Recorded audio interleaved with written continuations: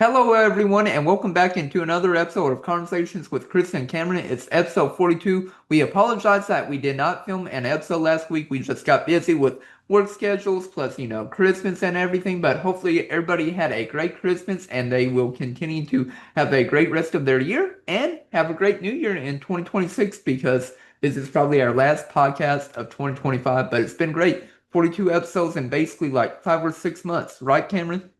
Yep. Yeah, we've been putting them out. But yeah, it was a great Christmas and hope all you all Mhm. tuning in that have followed us for a while. Hope you had a great Christmas and like you said, have a great new year and have a great 2026 because we're very, very close. For sure. And then we're also working on getting some bigger guests onto our podcast come 2026. I've been reaching out to some of those. So hopefully we can get some of the bigger guests come 2026 because we would love that. Of course, we had a big guest with John Wall being on our show. That's probably going to be our biggest like guest ever, I feel like.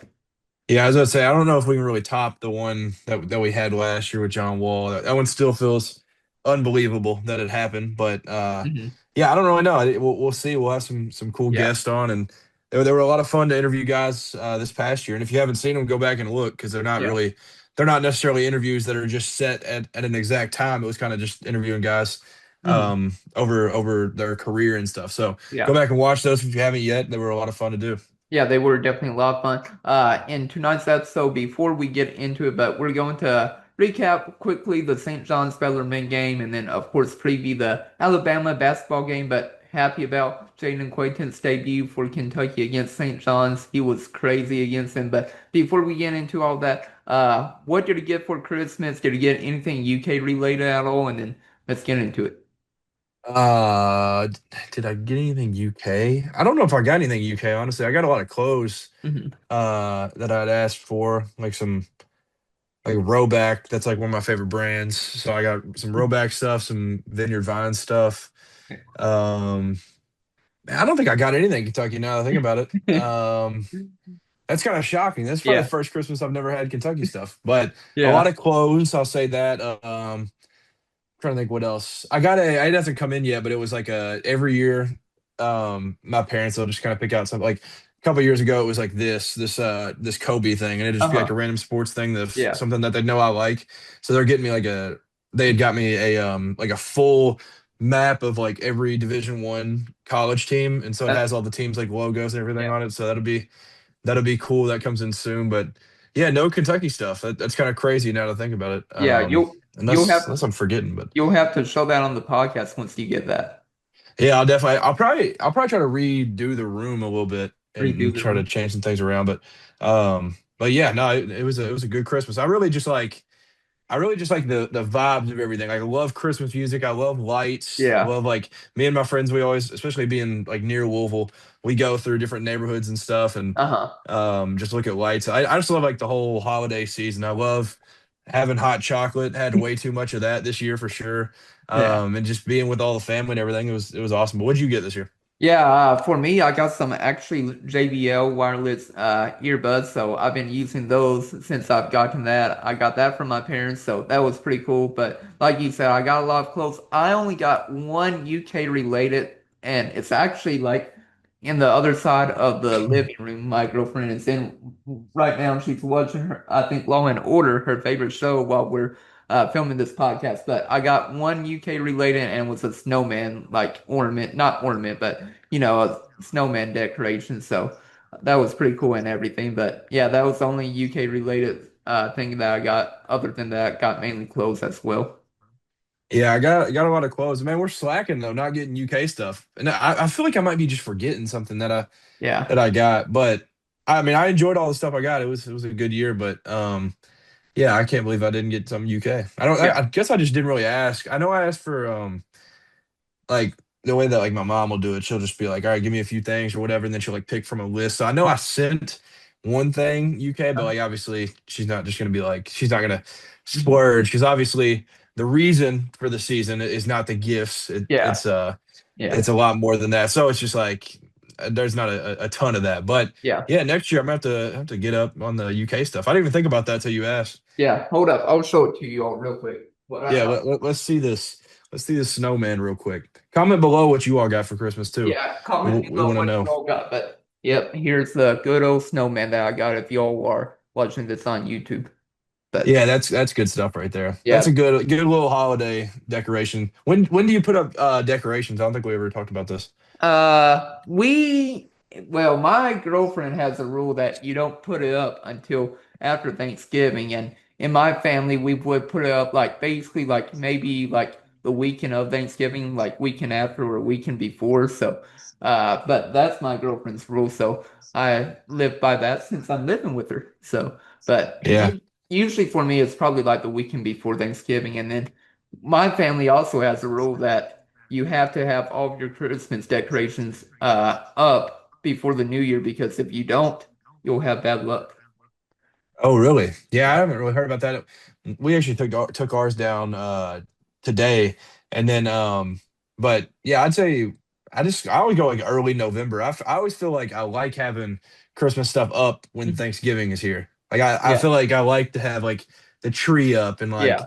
maybe some stockings or something as like decoration, but and then kind of like mix the two holidays. But I mean, if you got your own schedule, then I've never Yeah. heard the bad luck thing though. Yeah. I kind of like that. That's my mom's superstition where you have to have it down before the new year. Meanwhile, my girlfriend's like, no, you can have it up to like the first week of January and you'll be fine. Yeah, I mean, hey, Yeah. we can't fault your mom for being superstitious. We're sports fans, so we Yeah. always have our own kind of crazy stuff. Yeah, for sure. And next weekend, though, we're going to take down all the Christmas tree, or well, there's only one Christmas tree in my girlfriend's place, but all the decorations she has in her place. So that's our plan for next weekend. So that's going to be a lot of fun. Woo! Oh yeah, yeah, that'll be a whole lot of fun. Yeah, but enough talking about Christmas. I know it's a joy for everybody. Everybody loves to have their time off to get gifts, but like you were saying that there's much more to Christmas than getting gifts and all that. But enough talking about that. Let's get into Kentucky basketball. We're briefly going to just talk about the St. John's game and then of course the Bellarmine game before getting into the big game this upcoming week against Alabama. But let's talk about it. So, UK got another big win on the year against St. John's. They won 78 to 66. They did not look great in the first half. They were down 32 to 25. Of course, Jaland Lowe, he only played 7 seconds in that first half before injuring his shoulder again, and everybody was like, oh no, Lowe is probably going to be done for the year, or he's not going to come back at least for this game. And then, of course, he didn't play against Bellarmine the following game and everything, but he came back in the second half. He went insane for them. Much needed. He had 13 points along with 3 rebounds and 3 assists. And it's just insane what he and Jaden Quaintance also did for UK. Of course, Quaintance in 18 minutes, he had 10 points and 8 rebounds. So almost a double-double in his debut. And nobody was expecting him to play as many minutes as he did. He played 18 minutes during that whole game. I know when we were talking in our podcast together that we were expecting him to play maybe like 15 minutes at max, more like 12 or 13, but not 18 though.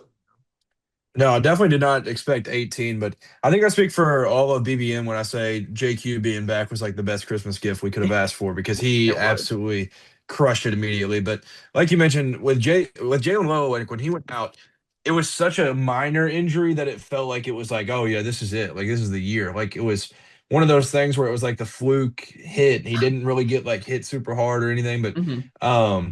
yeah, when he went out it genuinely felt like, oh crap, here we go. I mean, Yeah. this is gonna be that's it for the year.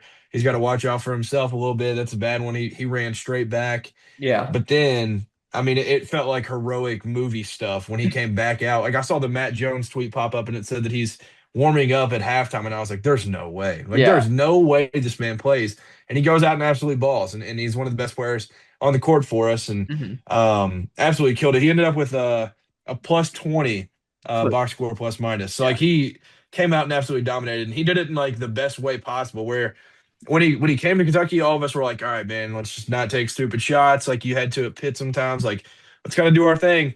And he goes 5 for 7 from the field, and they were all very very good looks. Like he had the 1-3 he hit late. That was a good shot. He got all the others were getting downhill, getting to the rim. He had a little like push floater. Like he was just awesome in every sense Yeah. of the word. And then I mean JQ, man, that one felt like that was the best like debut. It felt Yeah. like Big Z vibes, but like Yeah.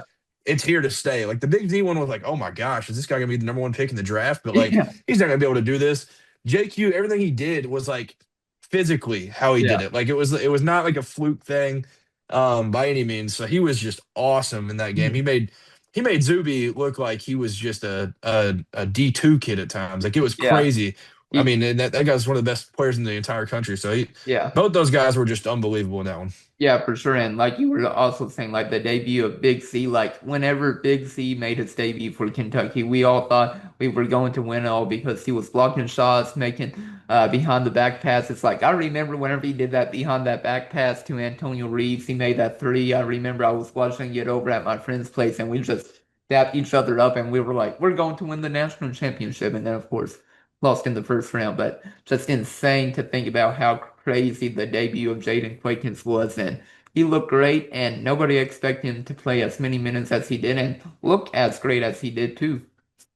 It's so funny, like our fan base, because the like where were you moments, like it's just so ironic, like where we can all remember where we were for stuff. Like in that one, I was at the old Scott County High School. It's now the middle school, but we had a game there for the high school I coach, and yeah, we were playing, and then right after I turned the game on, and I remember like he checked in. I was like, oh, here we go. Here's Yeah, this Big D guy that we've been hearing about, and we've seen some clips and everything. Like, good to see what he can do. And he had that behind the back pass, and I was like, oh my. So then I yeah, saw like text popping up. They're like, dude, we have the greatest player of all time just yeah, casually on our team right now. This is wild. And yeah.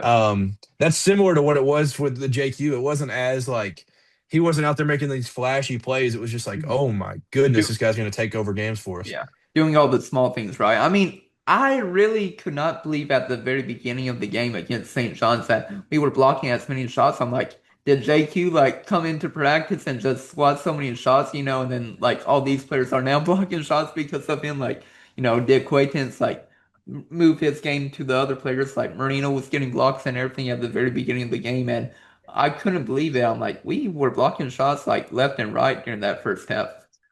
Yeah, I mean, we talked about in the preview with Zuby, and I mean, their front court in general is just massive and great players.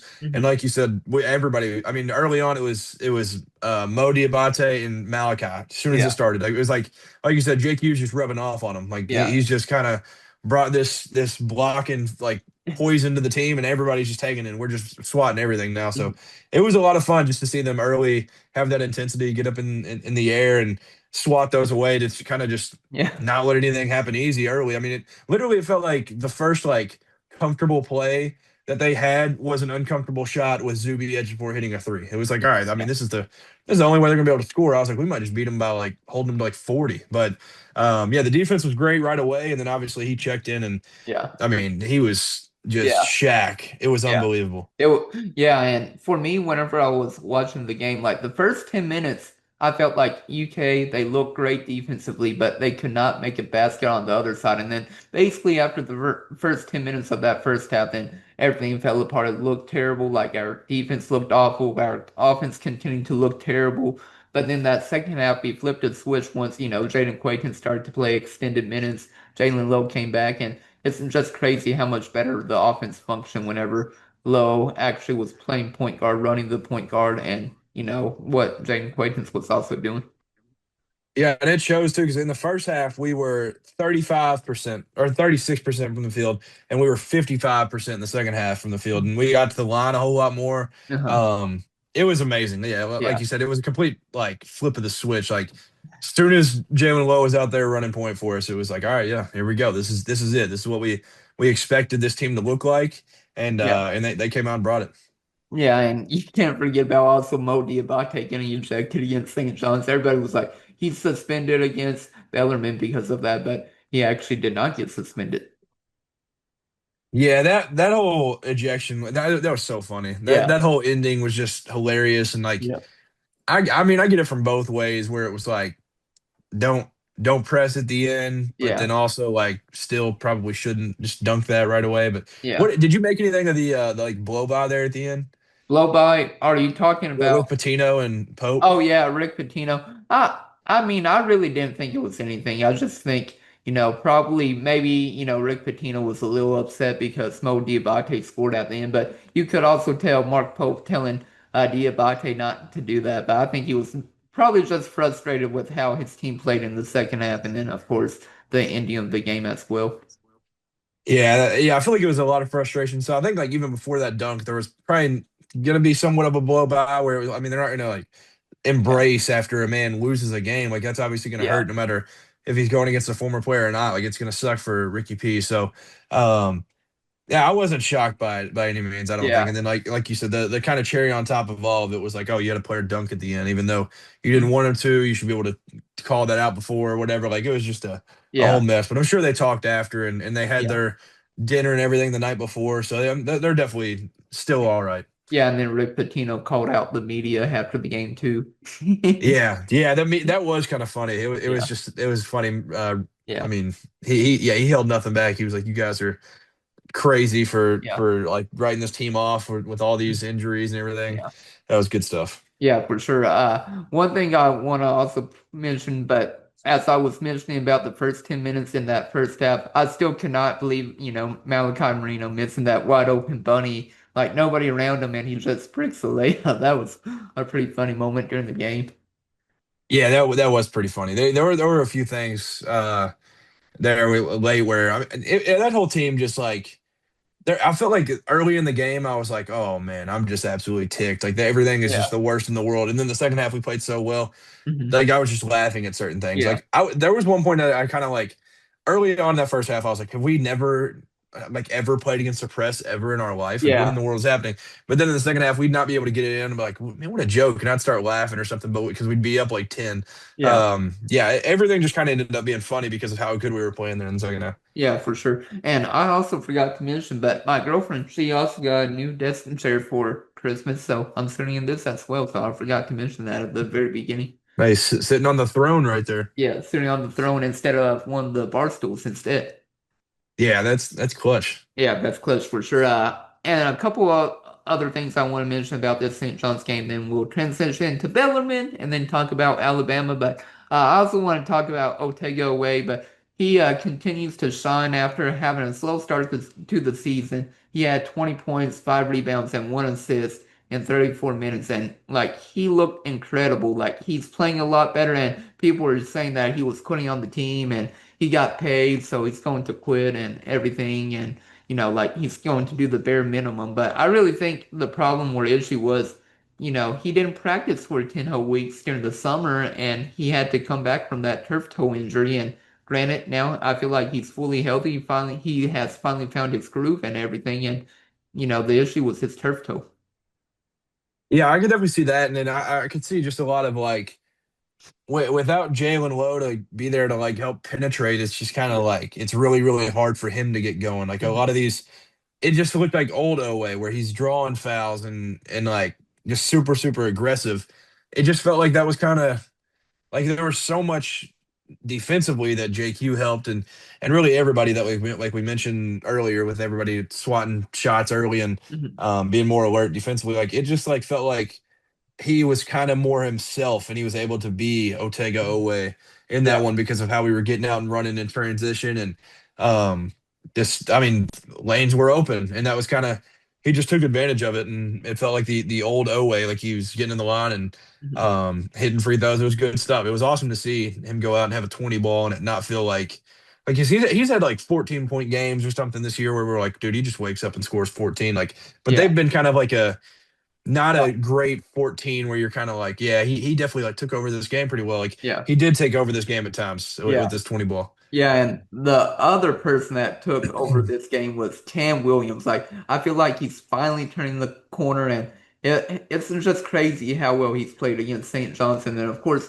you play against a weaker competition against Bellarmine. But let's talk about Cam Williams against St. John's. He had 11 points in 21 minutes, and granted, he didn't have any assist or rebounds, so he basically was pulling Carmelo Anthony, where all Carmelo Anthony did was score, didn't get any rebounds, assists, or anything like that. But Cam Williams, I feel like he's finally turning the corner because like he scored 11 points against St. John's. You really haven't heard about him too much in previous games. Yes, he has had some scoring outbreaks, but I feel like hopefully he's finally turning the corner and now it's more consistent and we'll see, 8 to 12 points out of him per game. Yeah, he had a Michael Porter Jr. stat line right there where it was just like, I'm gonna just go score and you can bring your own ball. But yeah, he was awesome. I mean, you mentioned that we'll talk about the Bellarmine game here in a minute, but like this game especially, like it feels like I was always like a huge Cam fan like this whole time. It basically, if you have the name Cam or Cameron, I'm just gonna be like a massive fan of you. Like when Cameron Fletcher was coming to UK, I was like, yeah, this guy's the Yeah. greatest player of all time. And then even Cam Reddish, like when he was at Duke, I was like, I can't like you. But then he left, and I was like, all right, Yeah. I'm a fan again. So all these guys that have the name Cam, I'm just like, yeah, I'm on your side. So I never like wrote this guy off, but I was starting to get a little worried. And Uh-huh. as with, I mean, so was BBN. So it was very understandable. But it feels like when Cam Williams is on and hitting, there's no man that on the team that people are more proud of Yeah. than Cam Williams because it felt like he's like aged like crazy in this season where it's like, man, he's just on the lowest of lows. And then Oh, he's back now, yeah. hitting threes, doing exactly what we need him to do. And I mean, you mentioned the stat line. He didn't really do anything else outside of score, but that's really all we need him to do. We just need him Yep. to hit threes when he's open and I mean attack Defense. the basket if lanes get open and people run you off the line. Like just do what we need of you and everybody will be extremely happy. And I mean you can see it if you get on Twitter. I'm sure Facebook's popping off too with Cam Williams talk. Like he's a blast to see have fun Yeah. out there. Yeah, for sure. And like I said, I'm so proud of Cam and everything that he's doing. And it looks like his shot might be a little bit more quicker, like than last year. And I feel like that might have caused the issue with his slow shooting, like where he wasn't shooting the ball as well. I just feel like his jump shot was a little bit quicker compared to last year. And I feel like maybe he's finally figuring out how he's shooting the ball if he's getting the ball off quicker than usual. Yeah, he definitely just looks a lot more comfortable. Like Yeah. and not only the Bellarmine game, but you can just kind of see it throughout all these games. And then this one here we're talking about with St. John's, he was very, Yeah. very comfortable. So that could definitely be a big part of it. Yeah.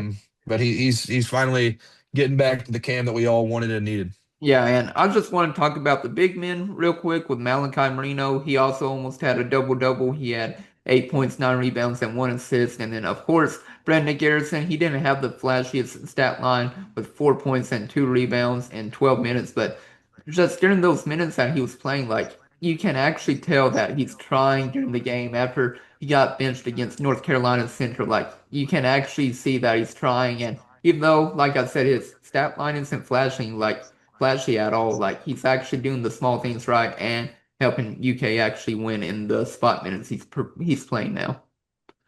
Yeah, if he can give us a good 12, especially while JQ's like working his way back, because Uh, once JQ's back, it's going to be like, all right, Quentin's going to have to play as much as he can yeah. possibly play, like 30 minutes or more. Um, so yeah, if he can just do that, then Malachi's been awesome, and I feel like he just continues to mature and everything with each game he plays. So yeah, he was great as well. That duo right there, if they can do that for us and just provide Mhm. spark minutes and do some good things, like it's going to be awesome for us. And like you said, he responded perfectly to his benching and everything, and it continues to show game after game. So it's a lot of Yeah. fun to see that backcourt or Yeah. that front court Yeah. provide. Yeah, for sure. And I want to talk about JQ real quick. One last thing, and then we'll transition to the Bellarmine game. But Jaden Quaytons, after the St. John's game, a couple days later, he was talking to the media and everything. But he said that he just didn't tear his ACL, but he also tore his meniscus and also fractured his knee. And it's crazy that he returned basically 9 months later from that. Because if you told me that I tore my ACL, tore my meniscus, and also fractured my knee. Like I would be in recovery for a long time, maybe like over a year to get back to normal. But just 9 months, he was able to get back to normal and be recovered. Yeah, no, that's unbelievable. Like what a crazy recovery time. Because like you said, I would just be cooked. I'd be down for a long, long time, and I'd Yeah, probably also never fully recover. And yeah, he's so far looking like he's just all the way back. So yeah. it is awesome to see with all that he's gone through, all the adversity to be able to fight back and get to the point that he's at. Yeah, and he also said that he found out 1 p.m. on Friday he would be making his debut against St. John's. So he basically found out the day before that he was going to make his debut. And he also said that he wanted to make his debut against a better opponent, not, a team like Bellarmine. Like it was basically he was either going to play against St. John's or Alabama. Like he wasn't going to make his debut against Bellarmine. He wanted to make an impact on the court against a big time opponent. Yeah, and I'm glad it worked out that way because that when we talked about what we would do if we were like in his situation and the people around him, like we would definitely come back for this one, play, and I mean, we thought initially maybe he plays, 10 to or 9 to 13 minutes, I think was our target time. We were like, maybe just get him out there for that much and then let him play a good amount against Bellarmine and then like fully work him back against Alabama. And he goes out there and plays 17 minutes in this one and plays Yeah. great for all of it. So it was really cool to just see him get back. And that one just being really the beginning of what he has to offer. So I love that it worked out that way, and he got to play against a big time team in a big time spot. And I mean that was a loaded slate, I would say, for college basketball in general that day. Yeah. But it was all kind of on the back end. Like there were some really good games at night. So this one was a very, very key slot in Yeah. the day. And I think there was a lot of people that just tuned in and getting to see his debut. Yeah, and you also can't forget about college football that day too. I'm like, I Yep. missed so much of the sports that day because I went to the Cincinnati Zoo with my girlfriend and my parents. So that was a lot of fun, but at the same time, I missed out on big sports day too. Yeah, I mean, you missed out on the Miami A&M game. That one was a lot of fun. And that one Yeah. was going on during this, but I was able to watch both. You didn't really Mhm. miss that much out of the Oregon JMU and Ole Miss Yeah. Tulane. There wasn't a whole lot you missed out of those. Yeah, I hear you. I watched a little bit, like I watched the highlights, of course, later that day to see what I missed out on the sports world, and I got to actually, watch the majority of the UK St. John's game, and the stuff that I didn't watch, I watched a replay of it because of Zero Ball Zero. If y'all don't know who he is, he's the best person on YouTube. Go check him out. He posts all the Kentucky basketball, football games, whatever it might be. He's the GOAT for UK athletics, so. Yeah, no, he's the GOAT. Did you get to watch the Duke Texas Tech game? Duke, I think I did not it was know. an 8 p.m. tip off. It was like absolute Yeah. cinema because Duke was up like I think they led by 17 or something in the second half and blew it. Uh-huh. It was unbelievable. That Yeah. Christian Anderson for Texas Tech's one of the best players in the country, and he like single handedly brought them back while they were playing like I mean, there was some white dude for Texas Tech that was guarding Cam Boozer in like prime minutes there at the end. And Uh-huh. it was awesome to see the absolute Yeah. meltdown. And Shire, it was cool because they brought up the Houston game in the Final Four about Duke, which Uh-huh. we love to just see their collapses in general. Yeah. But then they brought up the Kentucky game, and they were like, "Dude, this guy just collapses all the time." And Yeah. I mean, they lost the game up here, so he just continued. Yeah, you cut out for a little bit, but I think I understood what you were saying that John Shire continues to collapse during the big moments. Like I remember I was coming back from Florida during the Final Four with Duke and Houston, and I caught the tail end of the game where Duke just collapsed, where they called the over the back foul on Cooper Flag, and then the big man for Houston made both free throws, and they came back and won. So I saw the collapse at the end of the game in the Final Four. I couldn't believe it. And I was next to my girlfriend, and we were both sitting on the plane, even though like we didn't care. Like, of course, like I love to see Duke lose and everything, but it wasn't like, the biggest game ever. Yeah, hey, that one I will say was one of the biggest games like ever for me because I've been such a Houston guy for a Uh-huh. while, but never thought they'd get over the hump or anything. And I told one of my buddies that like Houston was my team like all year, and he called me just Uh-huh. crazy the whole time. And so that whole tournament run, I was like, Houston's got it, Houston's got it. And then I was with him during this game, and they were Uh-huh. getting beat for so long, and I was like, oh no, I'm about to just get like he's about to point and laugh. This is about to be crazy. And Duke wins, like it's a Uh-huh. full loss, and then they end up coming back, and I was like, Yeah. "Yep, I'll take my victory lap." Mhm. And obviously, they lost in the next one, but Yeah. as a Kentucky fan, anytime Duke loses, it's you can celebrate a little bit. Yeah, you can celebrate just a little bit, but I mean, everybody knows Duke should have not lost against Houston, and Houston should have not lost against Florida in the national championship. Like, I don't know how you get up. I think Houston got up 14 points against Florida in the second half, and they somehow lost, and Florida came back and won. Like, everybody like who watches sports, like Duke should have not lost that game against Houston, and Houston should have not lost against Florida. And like, it's just crazy. Yeah, no, it was crazy. But I mean, with Florida last year, they had some of the best closures that I've ever seen in the Yeah. sport. So it was kind of like, all right, well, they'll just figure out a way to get through it late. And Yeah. but it was some awesome basketball. It was definitely a as lot. just basketball fans in general. It was definitely awesome basketball. Like to come back from 14 points to win the national championship, and of course also having one of the best front courts and back courts at the time because you had also Walter Clayton Jr. on last year's team, which is insane to think about too. Man, yeah, with Richard and Martin and Clayton, that group was just Yeah, unbelievable. That yeah. was nuts. And then Aberdeen off the bench. Yeah, yeah, Denzel Aberdeen, man. Yeah, Yeah, that's crazy. crazy.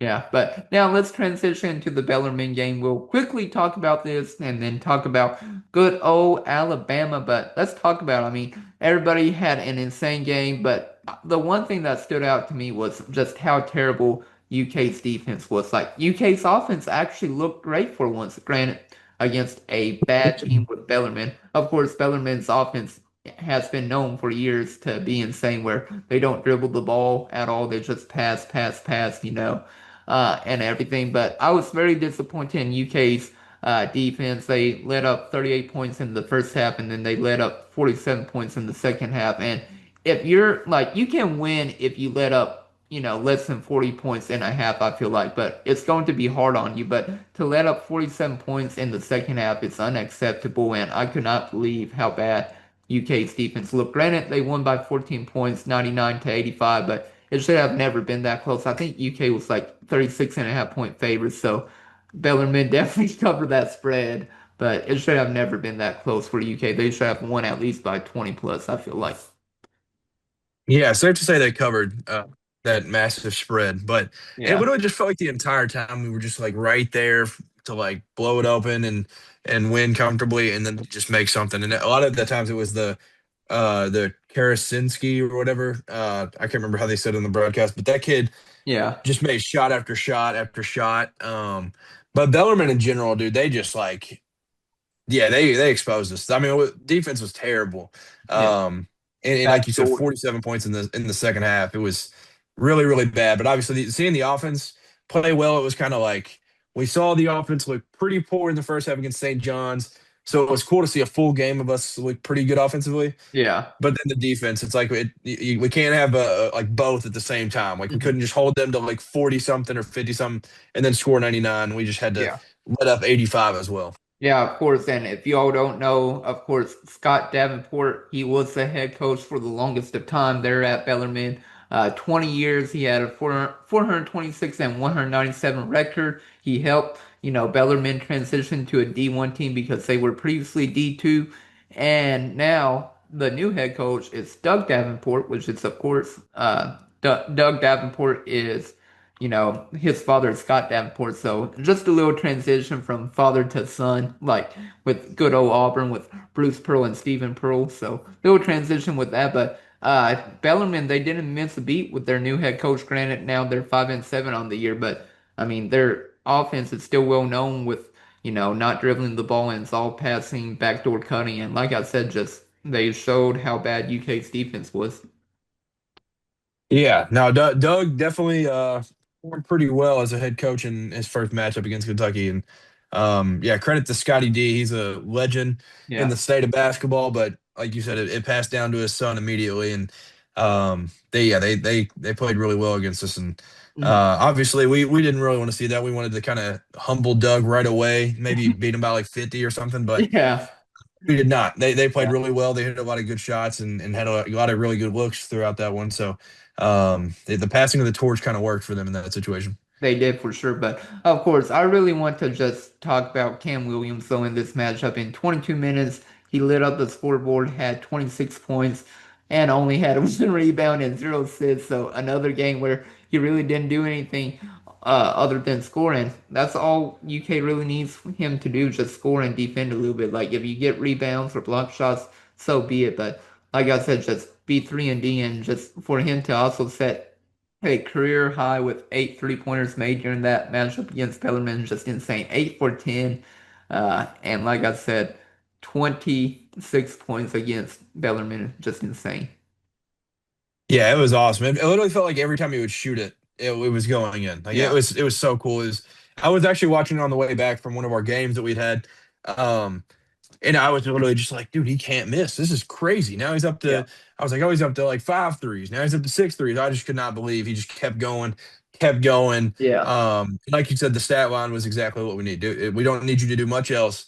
Just hit your shots when they're open, and going 8 for 10 was unbelievable. I was trying to look up what's the most threes in a game for a Kentucky player because I was like eight's just silly in itself. That's a whole lot. Yeah. Because I don't know what it is. I know I'm pretty sure Jody had 8 in a game. Yeah. Maybe it What might have about been the Malik Tennessee Monk game. against UNC? Yeah, I don't know how many he ended up with, but I would imagine there's maybe somebody had more than 8 in a game at some point. Yeah, But I'm looking right now for Malik Monk. So Monk had 8 3-pointers as well against UNC. Of course, not talking about the dreaded matchup, but talking about the regular season matchup that they won, where they defeated North Carolina 103 to 100, and Monk had 8 3-pointers in that game. okay, so I'm guessing this is the 54-point game, but Jody Meeks is number one. He had 10 in a game. And Yeah, then Tony Delk and Jody Meeks both have had 9. And then third, there's Cameron Mills, Derek Miller, Eric Bledsoe, Jamal Murray, Malik Monk, Emmanuel Quickly, and Cam Williams. so Yeah. many. So Was there's it been like, one, two, three, four, five, six, seven. There's been 7 six, have 8. Yeah. So, I mean, Jody is just kind of the one that just nobody's really going to touch. 10 yeah, threes is goofy, but yeah. um, yeah, no, Cam Williams, 8 threes is pretty sweet. I don't know. I mean, Stephen Curry might be able to come back to college basketball with all these different like players being able to get eligibility. So That, Curry might that come is back to true. college basketball and make 10 3-pointers, but of course that would be for Dates and not UK. Yeah. Yeah. We need to talk like Klay Thompson into coming back and doing it for us or Yeah, something. yeah, I agree with you on that. But we'll talk maybe a little bit about that later on in the podcast. But I also want to talk about Otegaway. He had almost a near triple double in the 33 minutes he played, had 10 points, 10 assists, and 8 rebounds. And basically, after the game, Mark Pope basically said that he wants Otegaway and Cam Williams to do exactly what they did against Bellarmine again, again, again. Of course, just jokingly, like, hey, I want you to make, in another game, 8 threes, and then for Otego away, get another triple double or like get close to a triple double. Yeah, no doubt. If Owe can have this type of impact, and obviously we like him scoring and going and try to like dunk everything, like that's always pretty fun too. But if he can have this type of impact out of Owe and kind of let these other guys get out there and score, then it's going to be awesome and getting to see that. So, yeah, he felt like even in a game where it was like Cam can't miss and all this different stuff, like it still felt like Owe was back to himself. Like it felt Yeah, like at times like he was aggressive with everything he was doing. So it was awesome to see kind of Owe be yeah, back to himself for another game because we want to see that kind of continue and mhm, pile up game after game and stack great outings by Owe. So yeah, even with the Cam, it was obviously this will be the Cam game that everybody looks back on with this being like yeah, the match against Bellarmine that we'll remember it for. But yeah. Owe played phenomenal in this one, no Yeah, doubt. he definitely did. And I want to also talk about Mo Diabate. He had another insane game. He had 20 points, 5 rebounds, and basically, like, he was just the better player, like, because, like, Bellarmine, they didn't have anybody to really guard him. Like, you don't have the height to guard him, and then you're also not going to be as strong as Diabate, and he continues to show how great he can be, how physical he can be, and we can talk about him more against Alabama, but like I said, 20 points, 5 rebounds. Very impressed by Diabate. Yeah, very, very impressive. And like you said, there's really just no matchup for him because even against St. John's and against some of these really good teams, he still looked very, very dominant and good against those teams. So having Modi go out and just have him as kind of a guy that nobody's really gonna have an answer for, it's just gonna be great. And especially while maybe at times JQ's not on the court and you still have an absolute freak of nature with Modi out there. Yeah, and I want to talk about the guard play. Of course, Jaland Lowe sat out against Bellarmine just to rest his shoulder because like we mentioned earlier, he got injured in the first half, came back in the second half against St. John's, and I definitely do agree that he needed a little bit of a break to try to rest his shoulder to get back to being near 100% or as 100% as he can get. But let's talk about the guard play. Denzel Aberdeen, he had a very impressive game. He had 14 points along with 4 assists and 2 rebounds. But let's talk about the true freshman guard from Versailles, Kentucky, not Lexington, where everybody says he's from Versailles, though. But for him, for Jasper Johnson, he had 11 points, 7 assists, and 3 rebounds on 22 minutes, and he looked very impressive for just being a freshman and actually trying to get minutes again. Yeah, this was part of the Jasper that we were all excited about. But like you said, Versailles, I mean, that's the cool kind of thing to say. But like, he is part of the reason that people say Lexington. Because I remember there was a clip that came out. Maybe it might have been like right when he first went to overtime or something. They're like, "Where are you from?" And he said, "Oh, I'm from Lexington, Kentucky." And Yeah, they're like, "Well, no, that's where UK is. Like, who else is from there or something?" I just remember that being like a yeah, thing. But from Versailles, like you said, he was awesome though. He was yeah, absolutely phenomenal. And this was part of the thing that we wanted to see. I mean, as BBN, but it was just he just looks more comfortable. And I know yeah, it's not a great game, and he hasn't yeah, necessarily performed well in all these big time games that we've had this year. But I think this is a start of something that you'll see where he'll find ways to get minutes and he'll I mean mhm, he's gonna like kind of force you to play him because of how awesome he can be at times in these yeah, spurts that he can go on. And even like the play at the end of the half was just kind of like, yeah, that's something Jasper can do that nobody else on the team can do. So yeah, I'm excited about more Jasper, and yeah. I think we'll be getting that soon. Yeah, and like I said, I know everybody wants Mark Pope to try to get another guard because of Jaland Lowe. If he gets injured, if he can't play anymore, like we actually have a backup. But I know other people are against it because, of course, you already have Jasper Johnson and Denzel Aberdeen. What's the point in trying to get another guard if you have those two? But at the same time, I'm on that train where, potentially they should try to get another guard if they can because, like, if Jalen Lowe gets done for the year, can you really trust Denzel Aberdeen to be the point guard or trust Jasper Johnson to be that point guard? Because yes, they like to dribble a lot, but the main issue is the offense doesn't flow as well. Like they don't pass, they don't like they can score if they need to, but the ball isn't moving as well as it does under Jalen Lowe. Yeah, it definitely doesn't move as well, but I don't think I would want um I don't think in any circumstance I would want really a midseason pickup or anything. It just feels like I mean, I saw somebody put it out, and this was my like take from the beginning is like these are college kids. Like if you bring in a midseason guy, it's only gonna hurt the locker room. Like it's only Yeah. gonna hurt like the chemistry and everything. Being like, oh man, coach didn't think like we're good enough or whatever. Like even Yeah. if they're not necessarily good enough, like have them work through it and figure some things out that way. Like let them kind of play through it, learn, and all this different stuff. And like I mean, not that you gotta like mail in the season if Jalen Lowe gets hurt, but like maybe you do have a little bit of Mhm.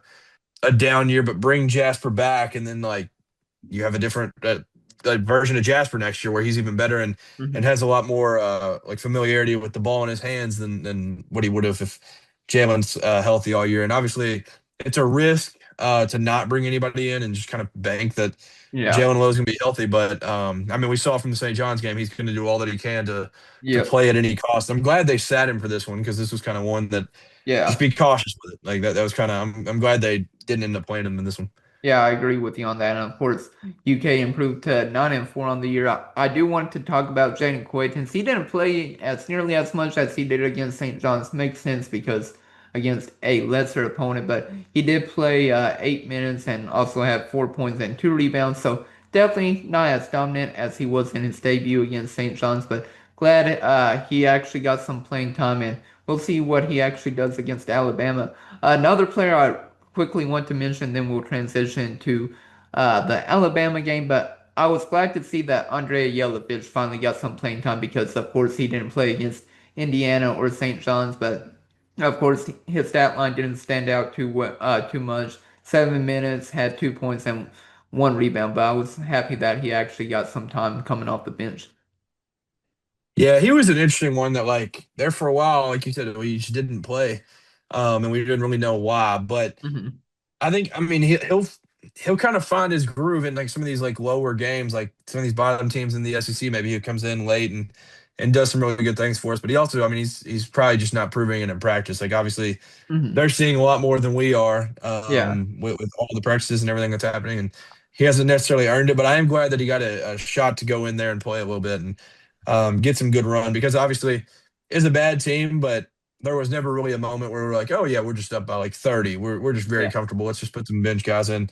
They all these guys played like real minutes and stuff. So it was very important for these guys to show up, and I'm glad they got their time and played pretty well in it. Yeah, for sure. I agree with you on that. But do you have anything else you want to add about Bellarmine before we start talking about good old Alabama?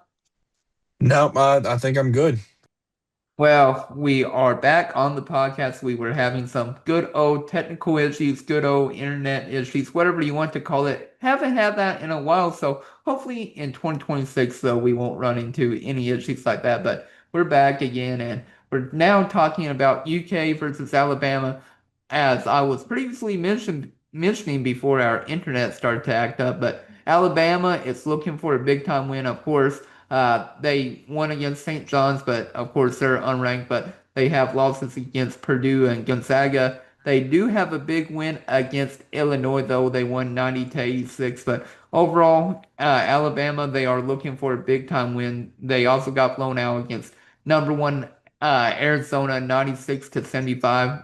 It was never really even close, but both Alabama and UK, they really need a big time win because of UK.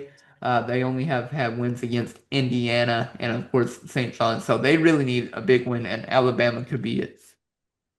Yeah, I will defend Alabama for a second because they were up at halftime against Arizona, so they played well for a half. But Arizona's Mhm. done that to a lot of teams where some teams will look decent for a half and then they'll just absolutely kill them in the second. So, Yeah.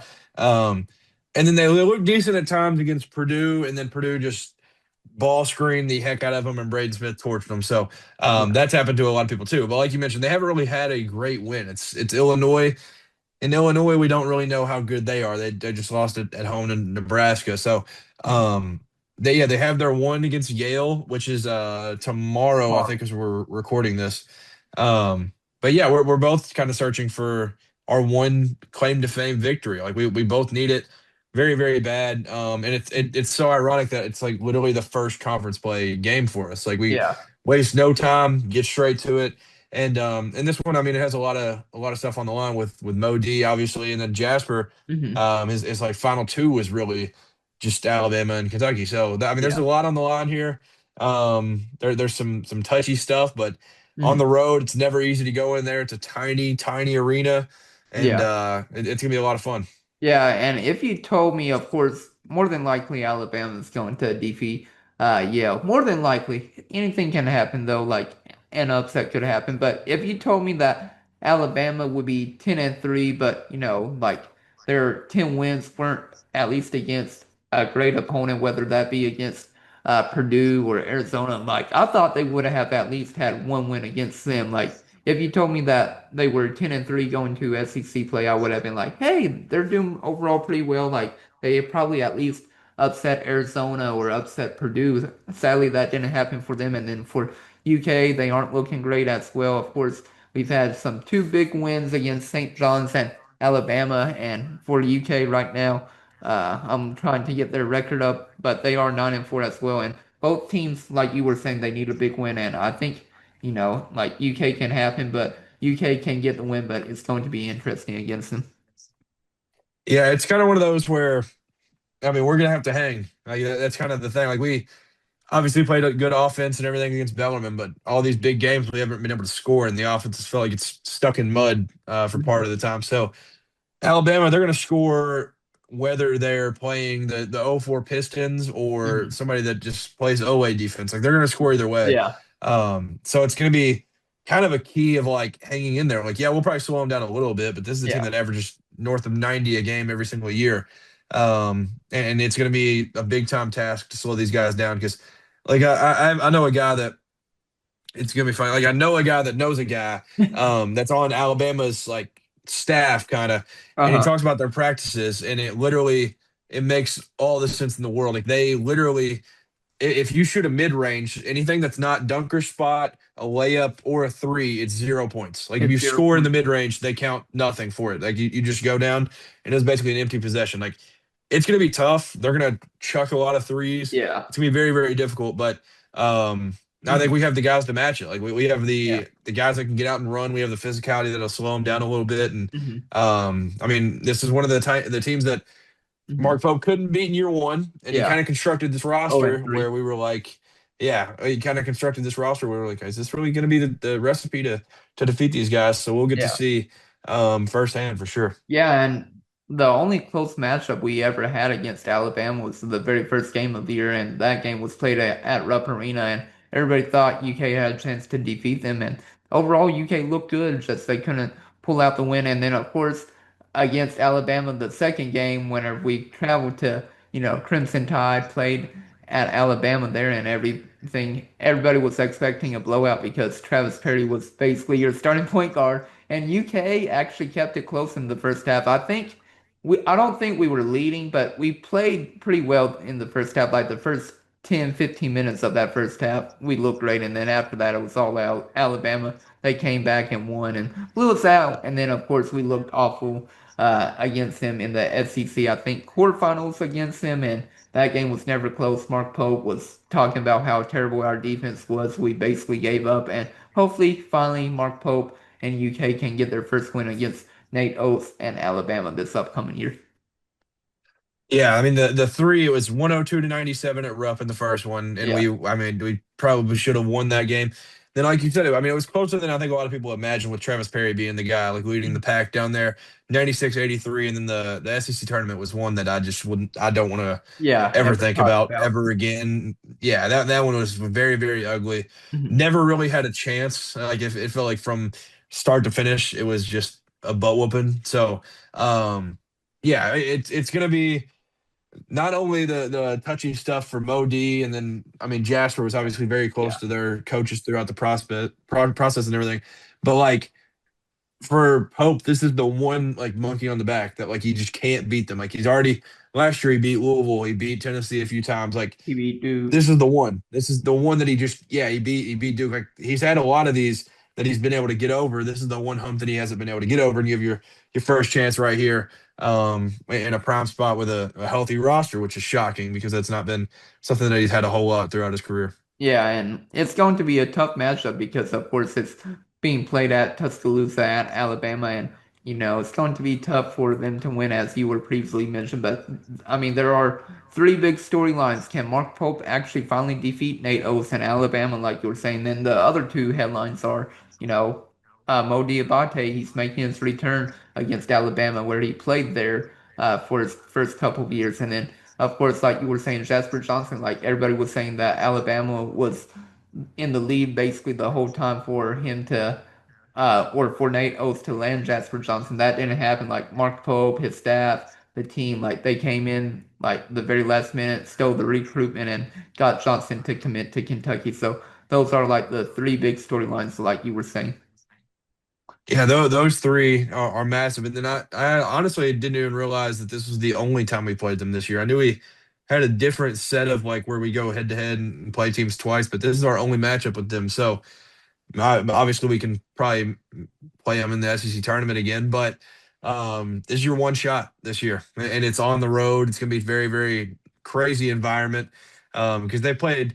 I think the Arizona game, it kind of felt like a home game or something, but like they played that one in Birmingham, I think. So like they Hmm. haven't really had a ton of like the Purdue game was at home, but they played in Chicago. They played all these different places. Like that crowd's gonna be rocking because this is the Yeah. first like big time game that they're getting in Coleman Coliseum. So it's gonna be a crazy crowd, crazy environment, Yeah. and you got a chance to go down there and do something special. Yeah, and hopefully Mark Pope can actually do something special like you were saying. And one thing that sticks out to me was a couple weeks ago, Nate Oates, he was talking about how his team hasn't been tough at all or anything, and basically how they need to improve that. And he was actually then talking about, of course, now UK forward Mo Diabate, but he said recruit a guy like Mo Diabate in, and you didn't really have to coach him to be tough. He was tough, so he was basically saying like this Alabama team isn't tough right now, and we need a player like Mo Diabate on this year's team to actually be tough and be physical. And like I guarantee he probably regrets not having Diabate on his current roster this year. Yeah, I'm sure he does, and he was the guy that when we had gotten him, we found out that like he was the guy that they give out a hard hat award to like Yeah. every single game or whatever for like the hardest hustler, and he just had that like every single game and in almost every matchup for them. But yeah, that's kind of the thing. Like they've just been very, very soft, and they've had they've not had the guy like Mo D this year, and it kind of shows for him at times. So I'm sure it'll be emotional on both ends Mhm. in this one, but it's gonna be fun because he's on our side, and we have the Yeah. the tough physical guy. So Tough physical guy. But let's talk about a little bit about Alabama's team, though. You can't forget about two of their main players with LeBaron Phillips Jr. He's averaging basically 22 points per game, and then of course Aiden Holloway. He's also almost averaging 17 points per game. They're the two leading scorers for Alabama this season, and it's just crazy how well they are playing. And UK they have to watch out for both of them and make sure they aren't scoring at will. Phylon, and Oh, not finally, yeah, Phylon. Because finally. right now, I would say I don't unless I'm like blanking. He's probably just the favorite to win SEC Player of the Year. I don't really know Mhm. who else would be up there, but Yeah. he's been phenomenal all year. So um, when he's had bad games, Alabama's been bad. That's kind of been Mhm.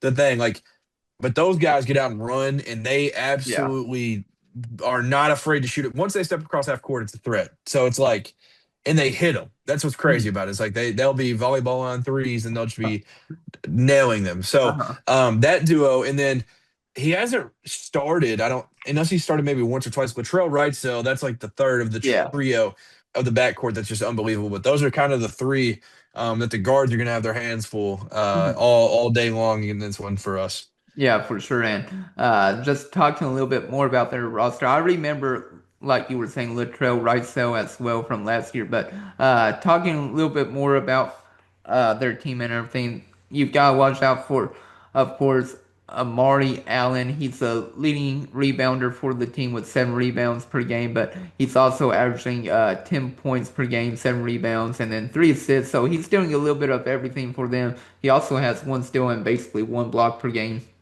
and shooting the ball 45% from the field. So basically for UK, you have to watch out for him. He's 6'8", 205 pounds, and he looks like an overall great player. And like I said, it'll be interesting to see who UK puts on him as well. Hey, do you hear this? Do you hear What? anything in the background? On my No, end? You no, don't? no. It's this crazy weather. Crazy Like weather. it's an absolute downpour. Yeah, I didn't know if you could hear it or not because it's like so loud hitting against the Yeah. window. Yeah, But it's raining here too, but I don't think it's nearly as loud, probably. Like I'm okay, gonna get a little bit in the background on like my end of the rain here, but I'm not hearing okay. it on your side. I just wanted to make sure it wasn't like disrupting anything or anything. But yeah, Amari Allen though, that kid is special. He's a freshman. Yeah. Really, really good player. Obviously, you mentioned his numbers, averaging Mhm. 10 and 7, and just kind of doing a lot of the dirty work. Like he's had some Mhm. really good games for them, and so he'll be one to definitely watch out for. As he's Yeah. like been a very, very key piece for them very early in his career. But he'll be. I think we'll be fine with him and the Yeah. rest of this front court really because I mean we've talked about like if Brandon Garrison can give like a little bit of a few good minutes, Mhm. Malachi like, give a few good minutes, and like JQ play, maybe he plays 20 minutes or something this game, a little bit more than the St. John's game, and I think they'll be able to handle them pretty well because he's kind of their like forward piece that Yeah. does his thing a little bit. So yeah, he's gonna be a challenge, but I Yeah. think it's good that backcourt's just like terrifying to think about. So it's kind of like Uh-huh. pick your poison because Amari Allen's also a very, very talented player too. Yeah, he's definitely very talented. And speaking of weather, real quick, not to get off topic, but how about that earthquake in central Kentucky earlier today? That See, I, that was I did not insane. living in Louisville. I didn't experience that, so I Yeah, did not. But that is crazy to think yeah, about that because I think, yeah, shout out Dylan Ballard. I think I saw yeah. his tweet where he I said like I saw. was in my house and it was crazy. It was a Yeah, wild moment. So that is kind of wild. yeah. 3.2 earthquake that hit central Kentucky. I think it was more in Richmond. Of course, people felt it in Lexington, but like you never hear about an earthquake in central Kentucky. No, that's kind of crazy. Yeah, Yeah, that's just wild. Not yeah. not not in Central Kentucky. Yeah, like I feel like KSR is going to talk about that a lot tomorrow on their podcast, or on their show, I should say. Yeah, that's a very KSR topic. Yeah, so we won't talk about it little at all. Like we talked a little bit about it, of course, but I just wanted to mention it because, like you were mentioning, that just how much of a downpour there is with the rain right now. Oh yeah, it's absolutely wild. It's just smacking against the glass. Like I figured it was just definitely coming through on your end. I thought I was gonna have to mute myself for a minute. Yeah, no, it's fine on my end as long as you're not hearing the rain also on my end as well. Like it's coming No. down hard too, but like before we had the interruption with our internet issue, like my girlfriend was like, "Do you not hear this rain that's coming down?" I'm like, "No, not really." Now I'm hearing it downpour on my end. Yeah, I'm seeing it, but oh, it's hitting. Yeah, it's hitting us and like you all at the same time. Really? Yeah, That's insane if you're watching on yeah, YouTube right now. yeah. Of It's course. literally hitting both of us at the same time. So Yeah. we're going through it, getting a Yeah, downpour. we're going through it for sure with this rain. Hopefully it'll stop soon. I hate that's my one issue. I cannot sleep whenever it rains or like lightning or thunder. I know like people like it whenever it's raining there or lightning or whatever it might be, but not for me. I like for it to be very quiet, very mellow and not any It's like background. it might end around 12:30 or 1. Oh no. So Well, yeah, so we got a little bit. I'll probably be fast asleep in like the next hour though. Yeah, yeah. I'll Yeah. probably sleep, but I'm with you. I'd rather have it just like kind of peace and quiet. Yeah, for sure. But continuing to talk about Alabama, though, let's talk about another forward for them. UK actually recruited him. He ended up at Alabama, though. Taylor Bowen, I believe I pronounced his name right, but Yep. 16 junior. He's averaging nearly 10 points per game, along with basically 5 rebounds as well. And overall, he was another player that I was interested in UK to get, but he never committed to UK. He ended up at Alabama, as I was saying, but he's another big factor for them. He's averaging 1.5 blocks per game. So you've got to make sure if you're attacking the paint, you go up strong and make sure he doesn't block your shot. Yeah, for sure. And he can step out and fill it up too. He's not afraid to shoot the three. And Yeah. that was part of the reason why I was excited to recruit him and maybe land him. And he also had that wow, what was the picture? I think it was like somebody had taken a picture of Mark Pope like while he was in the airport, and it was like Bobo Yeah. and like telling him he's going to Alabama or something. Yeah. So there's also that. There's just a Yeah. whole lot of different things with this one, but yeah, the kid's good. I mean, he's a Yeah. very very good player. He's super long, lengthy, can shoot it. Yeah.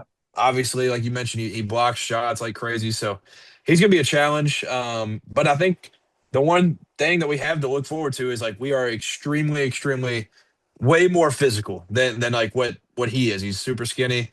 Not Yeah. that he's not strong or can't compete or whatever, but I think we'll be fine on that end. Kind of being able to slow him down around the rim a little bit. Maybe he's gonna have Yeah. to step out and hit a few, but I think if you lose a game that way, I think you kind of just tip your hat and say, all right, man, Yeah. that's good stuff. Yeah, and speaking of that picture, I think that was like the last recruit like Mark Pope missed on, and then after that, UK just went on an insane run, getting commitments like left and right, and then of course we were waiting to see if we could get other commitments, and of course we were like, nah, we don't want him, we want this other recruit instead. Like we got, of course, went on a crazy run, got Jaland Lowe, Denzel Aberdeen, Jaden Quayton, so the list goes on and on. And basically, after we missed on Bowen, like Mark Pope was like, you know what, I'm taking over. We're going to land every transfer portal basically player after that. Yeah, that was kind of the end of where people were able to use their whiff man or Yeah, Mark Pope whiff memes and stuff because, like you said, he kind of just got everybody he wanted. And but yeah, that was a tough one. Seeing that picture of him kind of getting the news and it was like, yeah, oh man, that stinks. yeah. And of course, talking a little bit more about Bowen, he shoots 49% from the field, and then also 33% from the 3-point line. So he can extend it a little bit, but overall, for Alabama, like he's going to be the player that will be blocking shots and, being close to the rim, but he can shoot a little bit. Yeah, he can definitely stretch it a little bit, and he's like a perfect Nate Oates five because he's just Yeah. like he can. There's really no limit to his offensive game. Like he can just shoot it from outside, and um, which ironically I think would actually have worked out if he stayed at Florida State. I mean, Yeah. their coach they like to shoot a lot too. So, but he fits their system. He's like exactly if I feel like if Nate Oates could draw up a five that he wants, and then it'd Mhm. probably just be Taylor Bowen. Taylor Bowen. Yeah. Yeah, but talking a little bit more about Alabama's roster, though, you've got also a 6'10 sophomore forward with Aiden Sherrill. He didn't really play a lot last year for Alabama, but he's averaging 9 points per game, 6 rebounds, and basically 1 assist while also shooting basically 54% from the field. So he's another player that you have to watch out for Alabama, and he's also averaging 21 minutes per game too. Yeah, he's been really good. I want to say that's kind of the starting group right there. Maybe Wrightsell started more recently, but that's kind of the core of Mhm. them right there. Yeah, those But six. Sherelle's been great. He's been like super physical for them, and Mhm. I feel like a lot of it has been like when him and Bo Bowen have been in together. It's kind of he's the more physical guy going to get rebounds and Mhm. stopping other teams' bigs and everything, while Bo Bowen kind of go out and play help side, block shots, and hit threes on the other end. So Mhm. that duo right there is going to be very tough, and Sherelle leads them in blocks. So it's both those guys are kind of a block party. Yeah, When for they sure. want to, they're going to jump at everything, play off two, pump fake, get these guys in the air, get them in foul trouble, Yeah.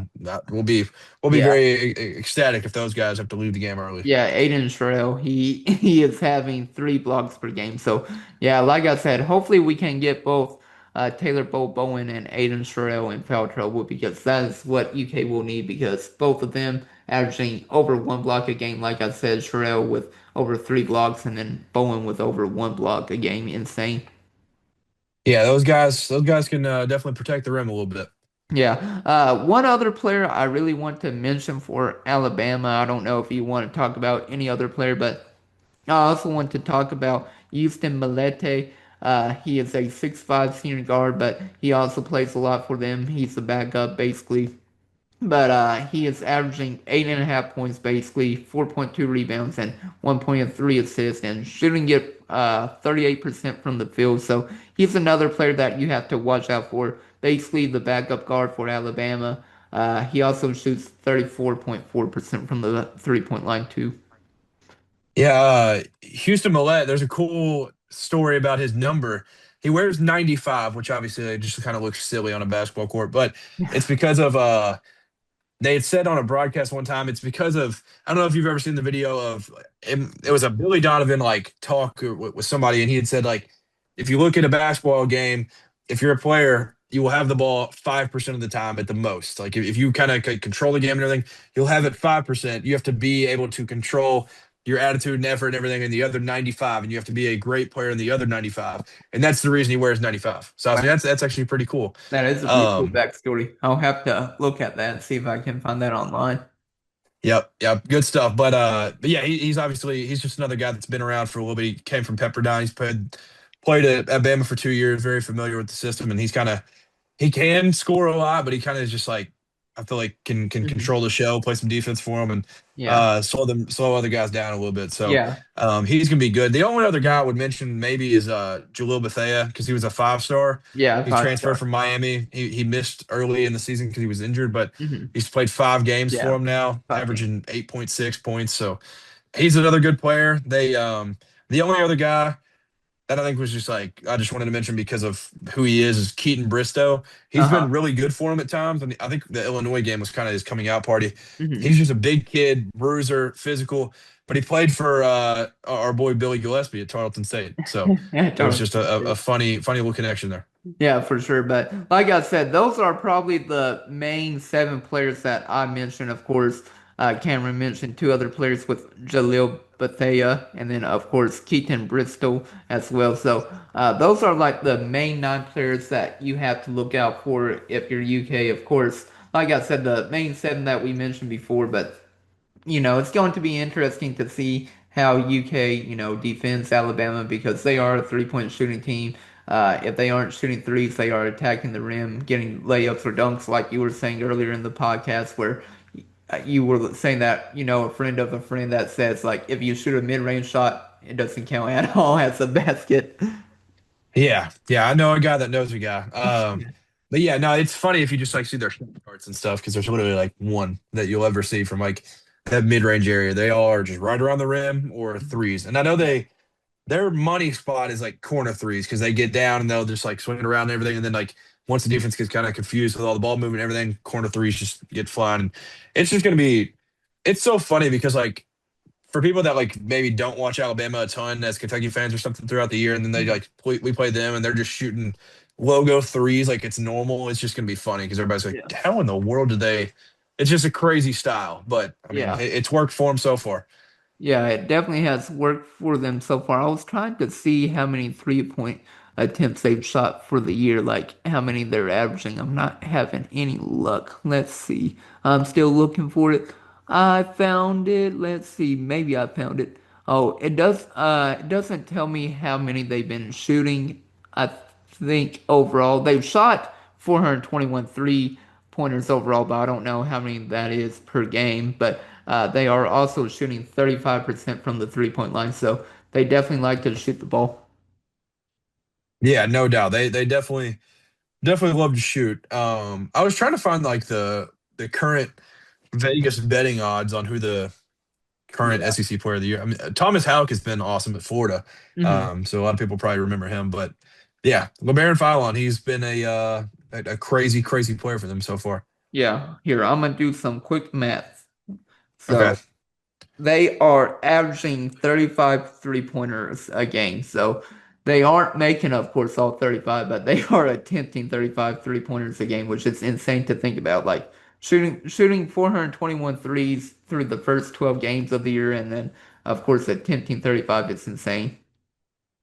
Yeah, no, that's unbelievable. That is And so many threes. And then, like I said, so they're going basically 12 for 35 from the field. So they're basically making a third of their threes, which is insane. Like if you're shooting 35 three-point attempts and making 12 of them, like you feel like you should win every game you're playing in because that's 36 points right there. Yeah, no, that's crazy. It's going to be so hard to slow these guys down because this Yeah. is what they do. This is like just their thing. Yeah, and like I said, it just depends if UK, like if Alabama isn't making three-pointers, they're going to, of course, continue to shoot those, but they're also going to attack the rim. The main thing for UK, I just feel like, is they need to be better at being able to guard at the rim because that's what they were terrible at last year. Like, of course, Alabama has some big men with Grant Nelson and, of course, Clifford Omari as well last year. I think that's how he pronounced his name. It was a little confusing. Amori. Amori, yeah. But Yeah.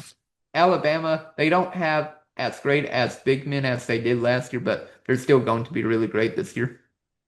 Yeah, I'm very glad those two are gone because those two gave us so many fits. They were Yeah. very tough. But like you said, they kind of just have like a group of them because like even the Noah Williamson kid, like that kid plays a lot and like Mhm. they just kind of have dudes that just like step out and they kind of do the same thing. It's just like, all right, what big's playing good tonight? That they'll just go with that guy. Yeah, for sure. And I really wanted both Alabama's big men. Like whenever both of them transfer, I was like, UK should try to go after them. Of course, that was under John Calipari. I think honestly it was the transition from Calipari to Mark Pope. I was like, Mark Pope should still go after Clifford Amari, but the year before that, I really wanted Calipari to go after Grant Nelson at that time. But sadly, UK didn't really try with either of them.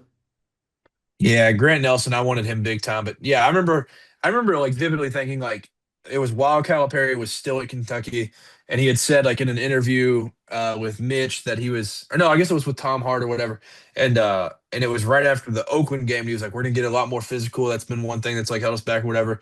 And then it was who was it that transferred like immediately? Who was that? Was it Ugana Onyenso? No, Was it from UK or is it a yeah, I different was thinking somebody transferred like immediately, and it was like, Aaron, oh, this isn't going to help. Aaron No, Bradshaw? I think it was a dude. He had hit the Adu portal Thiero? immediately. Yeah, Yes, he hit the portal immediately, and I was like, oh, that's not going to help. And then yeah, Clifford Amori entered the portal, and I was like, all right, well, yeah, you want to get physical, yeah. go get Go, him. And go then get him. obviously all the other Yeah. stuff kind And of then, went crazy after that. yeah, John Calipari left to go to Arkansas, and nobody expected, Adu Thiero to follow him to Arkansas because, there were some rumors that there was some bad blood or tension between the two, but they made up. Adu Thiero ended up at Arkansas. They went to the Sweet 16. Adu Thiero also got drafted to the Lakers in the second round. Yeah, it was crazy seeing Adu on he was on the court in on Christmas Day. Like that's just Yeah. crazy to think about. Yeah, to think about how like he went from, probably not even getting drafted because he was a no-name star, and the only reason why he ended up at UK was because of his father playing with John Calipari at Memphis and everything. So that's the only reason why Thiero ended up at UK and nobody really knew of him. Yeah, that's a wild, wild ride with him being like a 3-star, Yeah, undersized or whatever, and then he grows and super physical. Yeah, yeah, it was cool to see it do kind yeah, of make it to prosper. the league and everything because He's a dude that I'll always like that played here. Yeah, I agree with you on that. But do you have anything else you want to add about this Alabama game before getting to score predictions and MVPs? No, I think I'm good. Yeah, well, for me, I'm going to end this podcast on some sad, bad news. I do think probably UK loses against Alabama. The only reason why I'm saying this is just because this game it's at Tuscaloosa. If this game was at Rupp Arena, I would say we probably win, but I just feel like this is our first like really true road environment for UK, and I just feel like the road environment will be too much for them. They're going to lose. I don't think it'll be a blowout. I feel like UK will slow down Alabama's offense, but it just won't be enough. And I'm going to say it's going to be somewhat high scoring, but I'll go with an 85-79 loss. Alabama wins by 6 points. It's going to be somewhat close, but I just don't think UK can slow down Alabama's offense on the road. And for my MVP, I'll also say Otega away. Like he'll break through against Alabama and also score above 10 points because I know one game he did, I think it was against Alabama at Alabama, where he didn't score 10 points and finally broke his 10-point streak. But I do believe he'll be the game MVP and he's going to be high scoring. It's going to be, I'll say 15 points, 5 rebounds, and like 2 assists for him.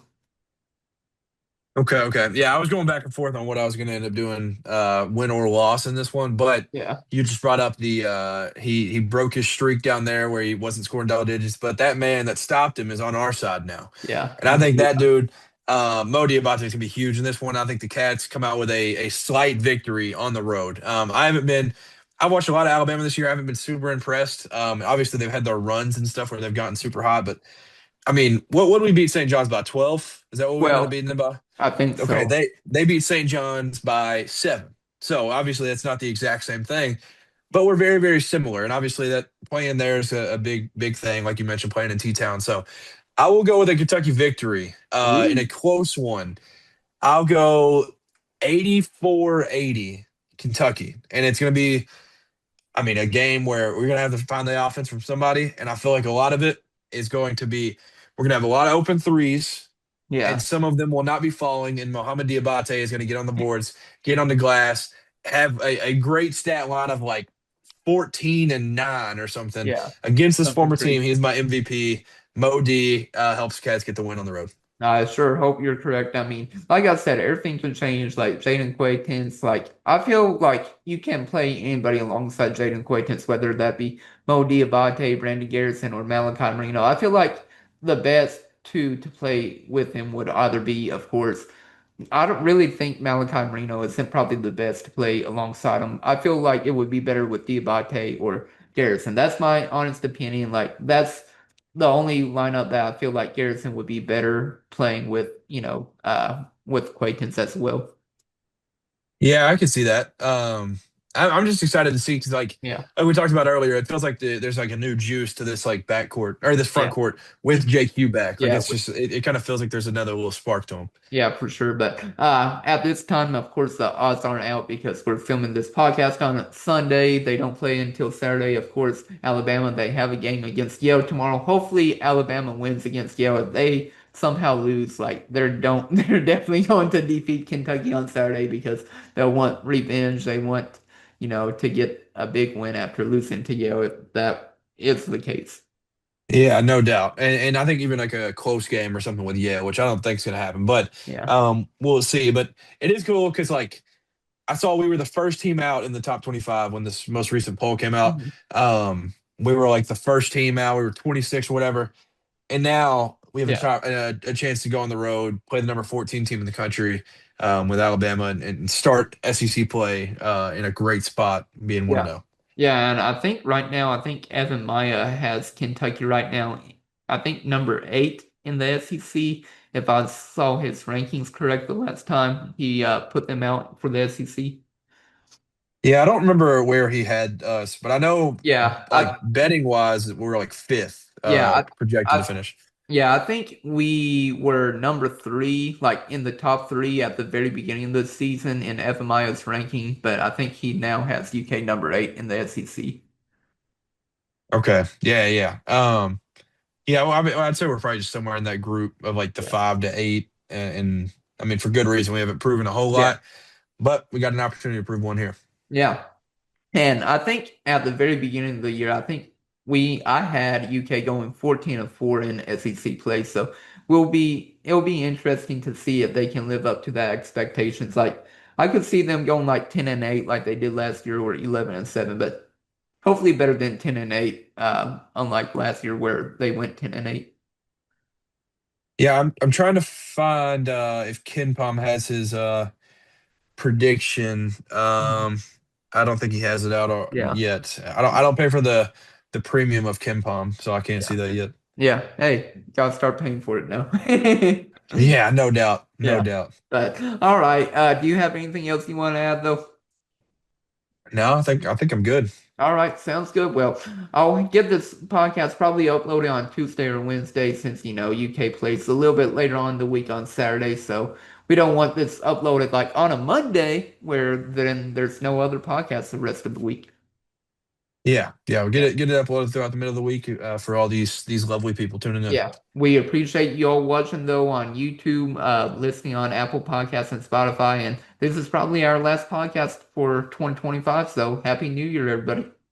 Yep. Thank you all for a great 2025 so far, and happy New Year to all you all. Yep. All right. Peace out, everybody. This is Chris Eastmore and And Cameron Waddle. signing out. Have a great night.